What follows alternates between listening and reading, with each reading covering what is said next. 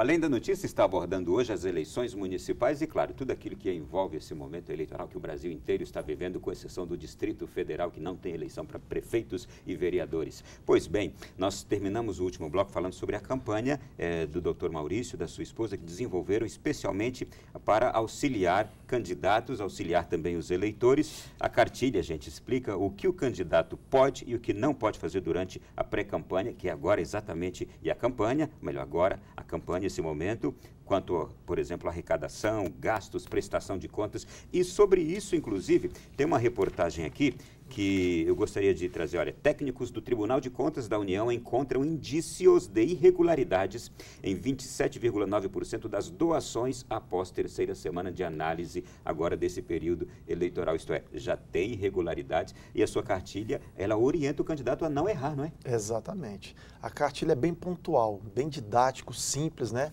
Quem pode doar, o que pode doar, quanto pode doar, em que momento pode doar, a partir de que momento pode doar. Lembrando que a partir dessas eleições municipais, por meio da dita mini-reforma do ano passado, né, as pessoas jurídicas não podem mais fazer doações em campanhas, apenas as pessoas físicas, né? Então, as análises feitas pelo Tribunal de Contas, por meio dessa matéria, diz respeito a essas doações feitas por pessoas físicas, né?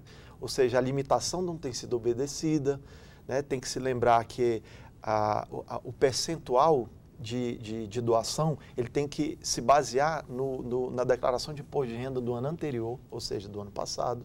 Então, provavelmente, esses problemas estão circundando em torno disso. Você sabe, Maurício, que nos municípios, quando terminam as eleições, é uma enxurrada de ações na Justiça Eleitoral para caçar o mandato de vereador, de prefeito. Às vezes, o prefeito e o vereador passam os 4 anos se defendendo o tempo inteiro, por causa de irregularidades, assim como essas que a sua cartilha está ajudando aqui a evitá-las. Exatamente. Não é? Exatamente. Bom, vamos lá.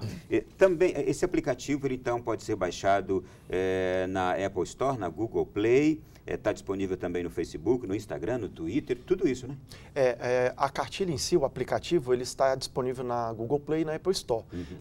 Nas mídias sociais, Facebook, Twitter, a gente tem dado informações constantes, diariamente. Fizemos diversos vídeos explicando pontos da cartilha, né, o que pode, o que não pode. A gente elegia, alguns pontos eram polêmicos na pré-campanha, na campanha e na pós-campanha. A gente fez isso diversas vezes. Basta colocar lá, então, na procura do aplicativo, Cartilha eleitoral. Cartilha já vai aparecer, eleitoral. Exatamente. Cartilha eleitoral já vai aparecer o aplicativozinho, é só baixar. Até para muitos jornalistas que estarão cobrindo também essas eleições, é importante ali. É um custo, assim, irrisório perto do que se gasta numa campanha, né? É um investimento, assim, realmente que contribui demais para as campanhas. Senhores, vamos falar agora de outro aspecto dessas eleições, a presença das mulheres nessas eleições agora. Tribunal Superior Eleitoral pune partidos por falta de tempo mínimo de propaganda de apoio às mulheres na política. Esse foi um aspecto. E a gente tem aqui, do número total de candidatos nessas eleições, 32% são do sexo feminino, 68% do sexo masculino. O que diz a legislação sobre a presença das mulheres e também a ocupação das mulheres nos cargos públicos, no caso eleitorais, nos cargos políticos? A legislação ela tem evoluído, né, para afastar essa cultura machista que a gente tem no Brasil, né? Então a presença das mulheres tem sido cada vez mais presentes, não tanto quanto poderiam ou gostaríamos, né, mas vem sido evoluído, né? Tempo mínimo de inserções, participação em números de mulheres proporcionais ali. Então, assim, é uma evolução, né, professor? Então, o que falta, na verdade, também é uma participação das mulheres antes das eleições, ou seja, um engajamento ali dentro do partido, uma filiação, uma participação numa convenção partidária para se candidatar, se dispor do seu tempo ali para a atividade política, né, professor? Exato. É muito importante, indispensável a participação das mulheres, visto que elas são muito atuantes. Quando elas estão na política, elas são extremamente atuantes, né? E realmente contribuem demais para a política. Agora, como o doutor falou, a gente tem que acabar com essa cultura, que infelizmente contaminou também as mulheres. Às vezes os homens afastaram muitas mulheres da política ao longo dos anos, né? Então, isso talvez esteja introjetado dentro da mulher essa sensação de que a política é para homem. E não é, a política é para todos. Né? Como eu acabei de citar, as mulheres são excelentes e muito atuantes na política. Então, a legislação, nesse sentido, hoje criou um percentual mínimo, né, de que os partidos tivessem de contribuição e de candidatas nas eleições, que é de 30%. Né? Então, o que se a gente tem... Então, de candidatas, 30%. Aqui Isso. a gente vê que está sendo seguido. Agora, existe também um percentual mínimo para que sejam eleitas? Não. Não, isso não.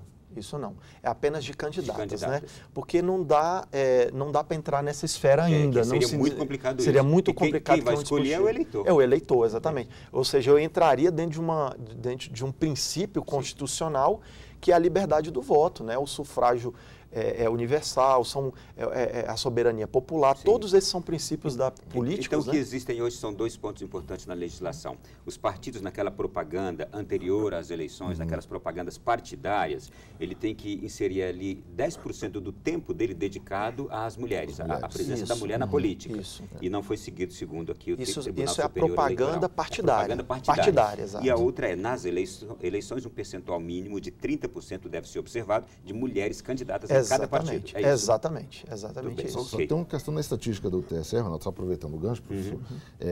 A estatística está em 32% hoje, né, para as eleições agora de domingo. Sim. Só que não quer dizer necessariamente que o percentual tem sido observado, porque nesse meio aí a gente está considerando os candidatos como um todo. Mas determinado partido pode ter 40% e outro está só com 20% de mulheres candidatas. Então não quer dizer que todos os partidos estão seguindo a regra.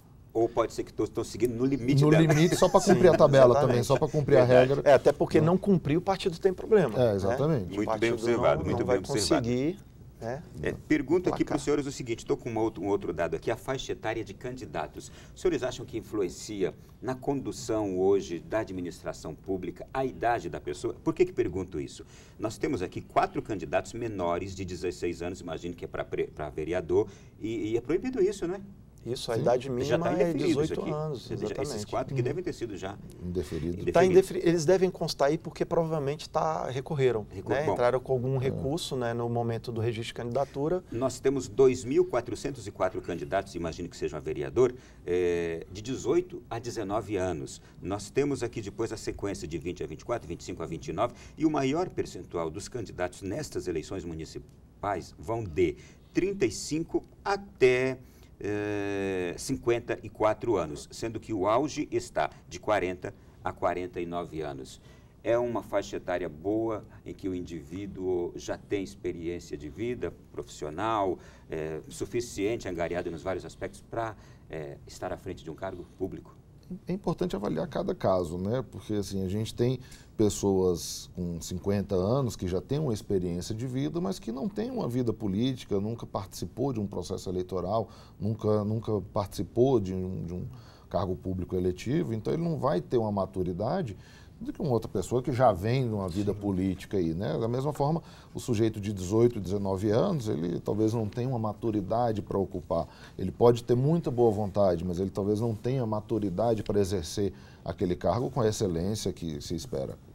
O que também não isenta esse jovem de ter uma vocação política. Às vezes ele é participante, atuante no seu diretório acadêmico, né? E, aliás, eu fico muito feliz quando vejo jovens assim. Sim. E eu vou te falar um negócio, tem muitos jovens assim, e tem aumentado cada vez mais. Agora, para esse, sim. Estou apenas partindo do princípio de que quanto mais idade o sujeito tem, pressupõe-se que alguém já vivido, com experiência, com conhecimento adquirido e acumulado, e que, eventualmente, observando inclusive aquela máxima também de que a sabedoria, os anos de vida dão melhores condições para a pessoa decidir melhor, né? Verdade. Por esse ponto de vista, totalmente de acordo. Muito bem. Outra pergunta importante aqui para os senhores. As pesquisas estão aí saindo e vão sair nas últimas horas, mostrando quem está na frente, quem está atrás, como é que está. Os senhores são a favor da divulgação de pesquisas às vésperas da votação? Eu, particularmente, sou contra, Ronaldo. As pesquisas, elas não possuem mecanismos para você aferir a veracidade daquelas informações. Então, o candidato A solta uma pesquisa, divulga uma pesquisa em que ele esteja na frente, o candidato B divulga uma pesquisa que ele está na frente, e você não tem como aferir quem está certo, quem está errado, nem punir quem está mentindo na eleição. E aí, lamentavelmente, principalmente as pessoas mais humildes, ainda enxergamos aquela cultura de que vou votar em quem está ganhando para não perder o meu voto. Então, por isso que nós somos contra a divulgação de pesquisa. A pesquisa ela deve servir para saber como é que está o desempenho da campanha em uma determinada região. Então, no bairro X, estamos enfraquecidos, vamos fortalecer a campanha lá. Mas não divulgar. Acredito que... Serviria para os partidos? Serviria para os partidos, questão interna do partido, Sim. Saber onde é que a campanha está bem, onde é que ela precisa ser intensificada e assim definir a estratégia. Não divulgar. Você defenderia um tempo mínimo ou máximo para se divulgar a pesquisa antes do dia da votação? Eu sou totalmente contra divulgar pesquisa antes da eleição. Então antes... Divulgação, não a realização. Sim. Eu sou a favor da realização desde que seja para fins estratégicos de campanha. Intensificar onde está fraco e manter onde está forte. Claro, e nós estamos falando aqui daquela divulgação na televisão, no rádio, que todo mundo fica ali aguardando nas últimas horas quem está na frente, quem que não está.